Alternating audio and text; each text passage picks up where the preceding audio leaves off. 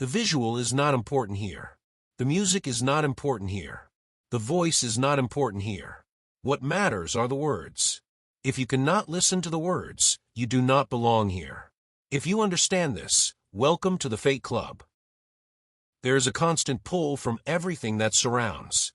A vibration of chatter, alerts, and demands that once seemed necessary now meets only a thin layer of attention, stretching and thinning as if it might tear. The mind notices its own capacity to drift without guilt, without resistance, as if the urgency of every small signal has lost its edge. The body, the senses, and the eyes are learning to inhabit space that is no longer fully occupied by the compulsive calls of sound and image. The spaces between these stimuli stretch slightly, imperceptibly at first. Each silence becomes not an absence, but a kind of presence in itself. Thought moves differently, slower, and not because of laziness, but because the machinery of reaction has shifted, recalibrating towards something less immediate, something less concerned with performing attention for others or imagined authority. The body remembers the rhythm of its own breathing more than the rhythm imposed by notifications that pulse through air and through devices that vibrate constantly against the skin. It is in this subtle withdrawal from constant signal that perception softens. Edges blur. The distinction between important and trivial loosens its grip.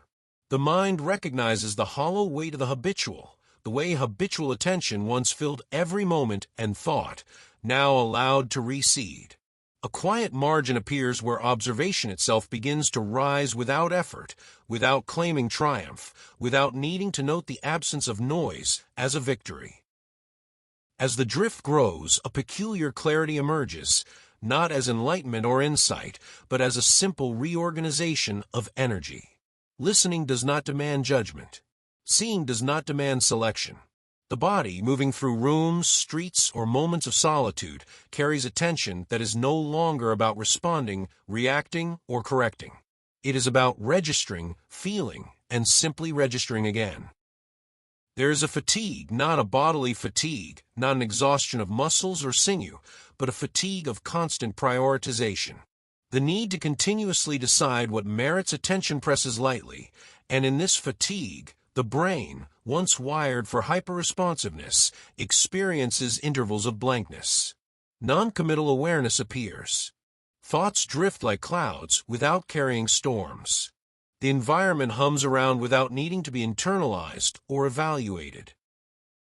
The self, in its quiet passages, notices the absence of imperative.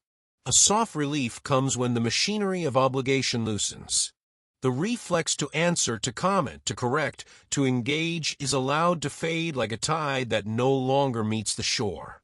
It is neither calm nor agitation, neither gain nor loss, but a subtle shift in the density of consciousness. Attention itself becomes a pliable substance, flowing not toward stimuli, but around them, sliding past the insistence of noise. This drifting is not idle. It carries sensitivity to what was always there but never noticed, a layering of perception that does not add more, but subtracts the compulsion to act, to react, to measure, to perform. In this subtraction, a new cadence forms. A rhythm emerges, not dictated by time, alerts, or urgency, but by the natural inclination of focus, the micro-movements of the eyes, the pause between breaths, the faint whisper of thought before articulation. The mind notices its own absence of need to fill these intervals with narrative or consequence. It finds a margin in which words, if they come, arrive slowly, carefully, and only where they belong.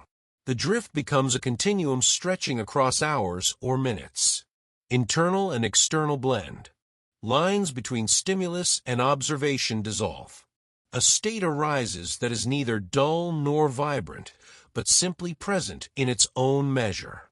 The body begins to remember how to hold still without surrendering to inertia, how to allow the senses to receive without judgment, how to inhabit spaces previously denied to awareness by incessant input. In this new rhythm, interruptions are tolerated but not chased. Voices are heard but not carried.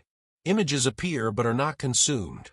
The mind grows accustomed to sliding along currents of thought that are not forced, not directed, but permitted. The subtle tension of prior urgency dissipates. Consciousness feels simultaneously lighter and more grounded. The drift is continuous, a soft pulling away that is neither abrupt nor noticed as it happens, yet its effects accumulate, shaping perception of time, space, and identity in ways previously unimaginable. Each moment becomes a study of resistance to compulsion, a gentle release from a habit of distraction, a slow acknowledgement that the mind does not need to attach itself to every passing signal. Silence is not empty. Inattention to noise is itself a state of presence.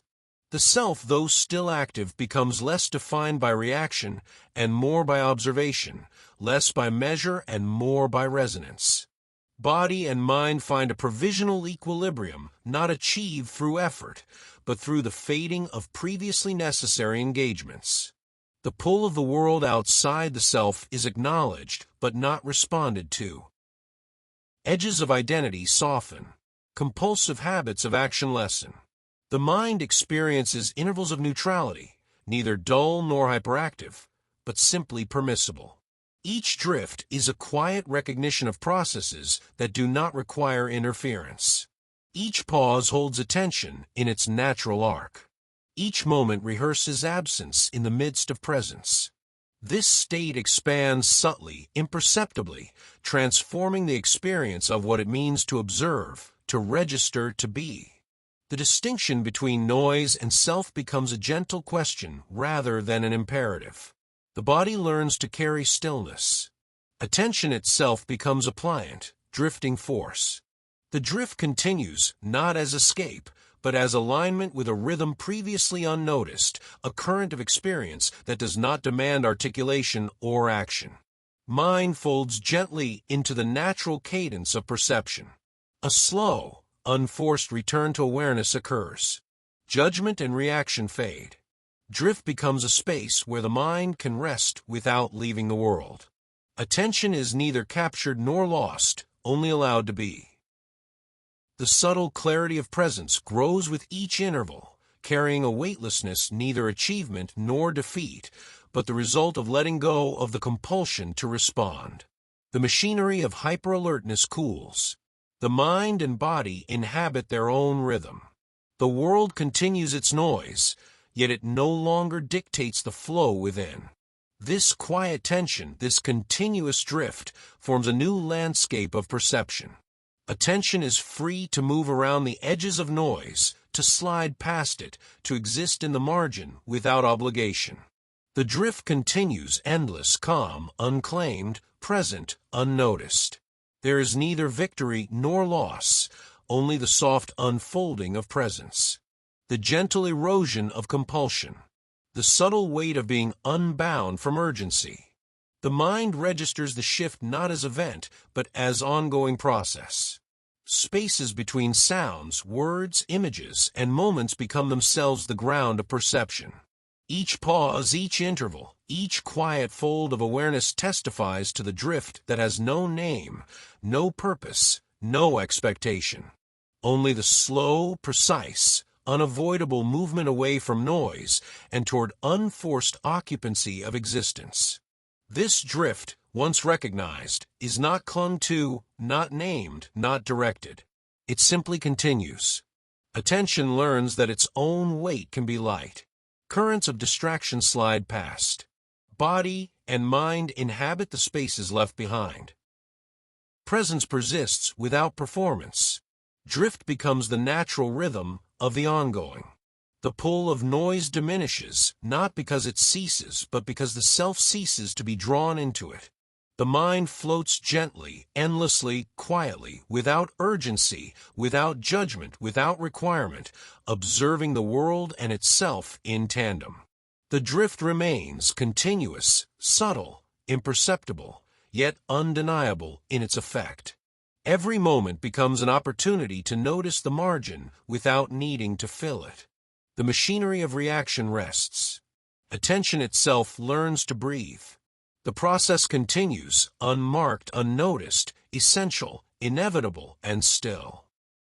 If you understand this, welcome to the club.